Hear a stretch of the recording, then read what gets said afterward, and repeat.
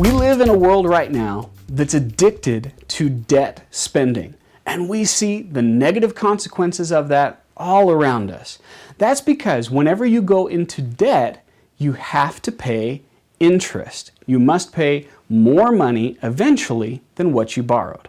Well, the truth is we are also equally addicted to debt spending when it comes to our time.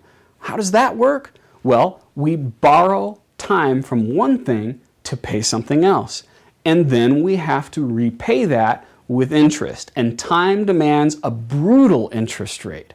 For instance, if I stay up late to watch TV, I borrow from sleep to pay TV, then I'm going to have to repay that with interest over the next couple of days. So that 1 hour may actually cost me 2 hours or more. If I borrow from a date with my wife to pay work, you can't tell me I'm not going to have to repay that with interest over a long period of time.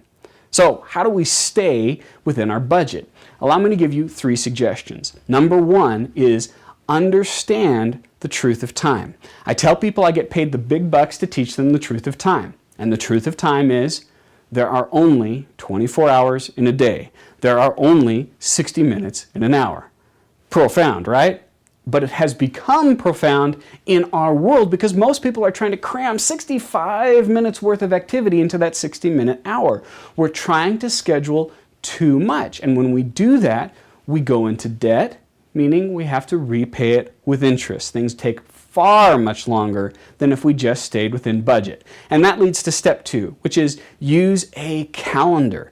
The calendar is your time budget. It tells you those 24 hours in a day, those 60 minutes in an hour. Yet so many people are spending time as if on a credit card. They tell their friend, oh yeah, let's get together next Tuesday for lunch, and they don't schedule it. They tell themselves, I'm going to work on that project 2 weeks from now, and they don't schedule it. They spend time on a credit card, and then they end up having to pay interest. Things take longer.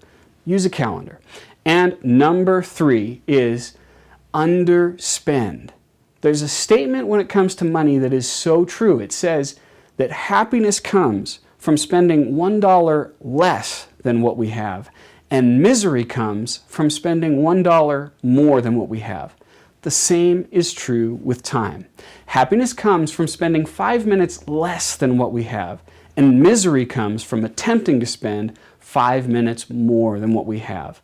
When you underspend, you have room to breathe, to relax, to live within your means, and not pay interest on time. I would love to hear other suggestions that you have about how we and you individually can move away from debt spending when it comes to time. Please comment below and let's talk.